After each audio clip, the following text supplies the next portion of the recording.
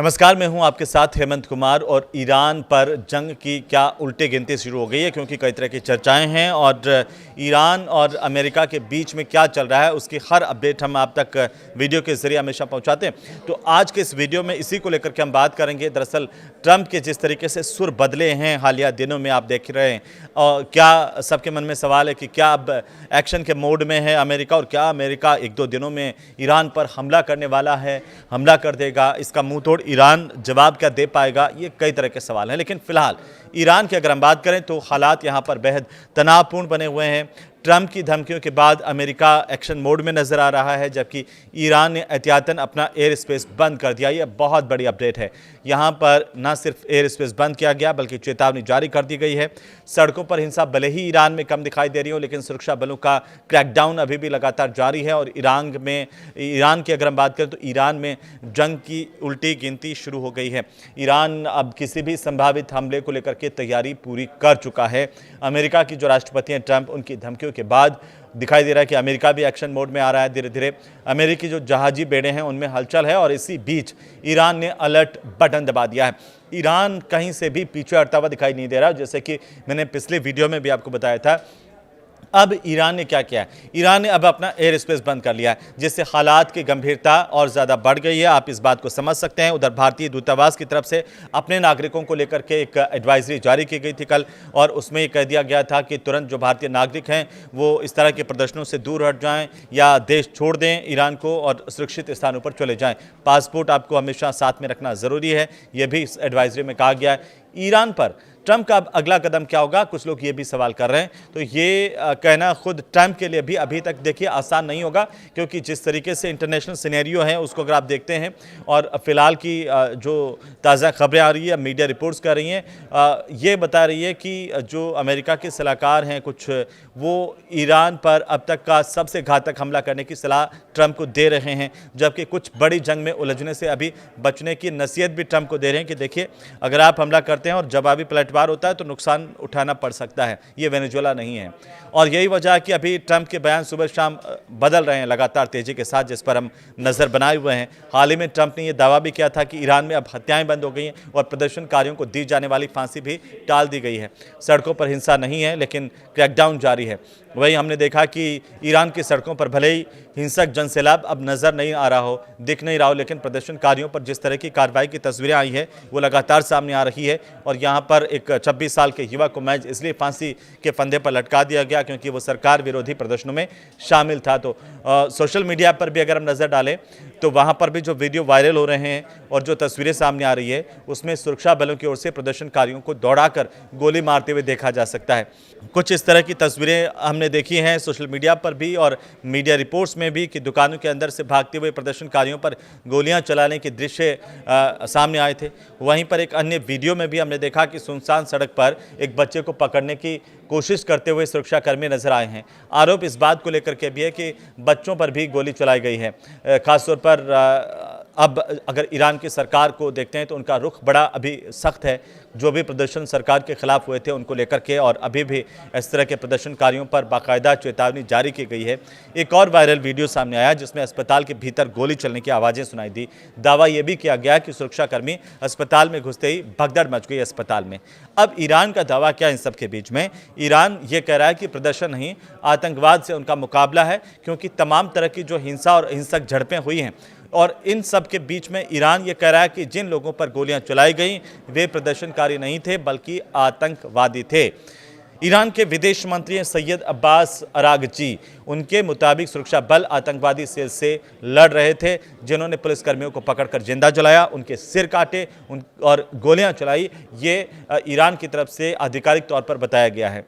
Iran का यह भी आरोप है कि प्रदर्शन के बहाने कुछ विदेशी साजिशें हैं, वो उनके तहत हथियारबंद हमलावर भेजे गए हैं, और इनका मकसद है कि ज़्यादा से ज़्यादा लोगों को मारें ताकि हालात ईरान के अंदर बेकाबू हो जाएं, बाहरी दखल का रास्ता ईरान में खुल जाए। तो ईरान में इन सब पर भी नज़र रखी जा रही है। अब ये देखिए कि बहुत बड़ी तादाद में लोगों की मौतें होने की बात इंटरनेशनल मीडिया में सामने आ रही थी। इसमें अलग अलग दावे हैं, अलग अलग तरह से बातें सामने आ रही है। कुछ मानवाधिकार संगठन है वो ये कह रहे हैं कि इस हिंसा में करीब 2,500 से ज़्यादा लोगों की मौत की पुष्टि अभी तक हुई है, जबकि करीब 12,000 लोगों के मारे जाने की आशंका अभी जताई जा रही है। हालांकि ईरान की सरकार जो है उन्होंने मृतकों की आधिकारिक संख्या अभी कोई जारी नहीं की है, जिससे हमें ये पता चलता हो सीधे तौर पर कि पुष्टि होती हो कि कितने लोग मारे गए हैं। लेकिन इन सब के बीच में ईरान ने ये दावा ज़रूर किया है कि ये जो संघर्ष है उसमें 100 से ज़्यादा सुरक्षाकर्मी मारे गए हैं। जब इन जवानों की अंतिम यात्रा निकली तो तेहरान की सड़कों पर भारी भीड़ नजर आई है और तेहरान में इस भारी भीड़ के साथ हमने देखा कि ताबूतों के साथ अमेरिका विरोधी नारे लगाए जा रहे थे, नारे लिखे हुए बैनर पोस्टर भी दिखाई दिए। मातम का माहौल, आक्रोश का माहौल पूरे देश में इस वक्त दिखाई दे रहा है। अब फांसी टालने के ऐलान को लेकर के भी अमेरिका की प्रतिक्रिया सामने आई है। ईरान ने इरफान सुल्तानी को दी जाने वाली मौत की सज़ा को टालने का ऐलान किया है। विदेश मंत्री अरागची ने यह साफ किया कि न आज, न कल और न ही भविष्य में किसी तरह की फांसी का कोई प्लान है, क्योंकि पहले कहा गया था कि जो भी प्रदर्शन सरकार के खिलाफ हो रहे हैं उनमें फांसी दी जाएगी, लेकिन अभी ईरान ने इस पर यू टर्न लिया है। ईरान के इस ऐलान को अमेरिका ने भी अच्छी खबर बताया है और अमेरिका ने यह दावा किया है कि उसके दबाव की वजह से ईरान ने हत्याएं रोकी हैं। फिलहाल ईरान पर कार्रवाई नहीं होगी, ये अमेरिका कह रहा है।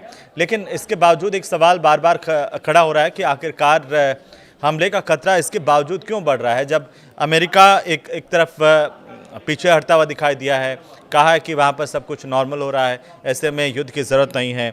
उधर ईरान ने भी अपने देश को लेकर के जो है वो कई कदम उठाए हैं।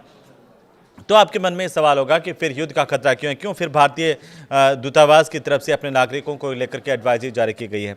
इन सब के सवालों के जवाबों का हम इस तरीके से देख सकते हैं कि अमेरिकी जो सैन्य तैयारियां थीं उनको देख करके ये आशंका बनी थी कि हालात बदलते ही अमेरिका जो है वो ईरान पर हमले की योजना बना सकता है या हमला कर सकता है।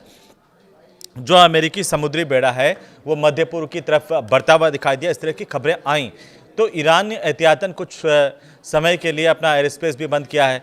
ऐसे में ये खबरें और ज़्यादा तेज़ी के साथ उठने लगी कि युद्ध हो सकता है। अब देखिए कतर में जो मौजूद अमेरिकी सैनिक हैं उनको हटाने की प्रक्रिया भी शुरू हो गई है और भारत ने भी अपने नागरिकों को तुरंत ईरान छोड़ने की सलाह दी है। ट्रंप के कुछ बयान हैं और कुछ पुरानी जंग की अगर हम बात करें तो ईरान पर हमले की आशंका ट्रंप के बयानों से भी बढ़ती दिखाई दी है।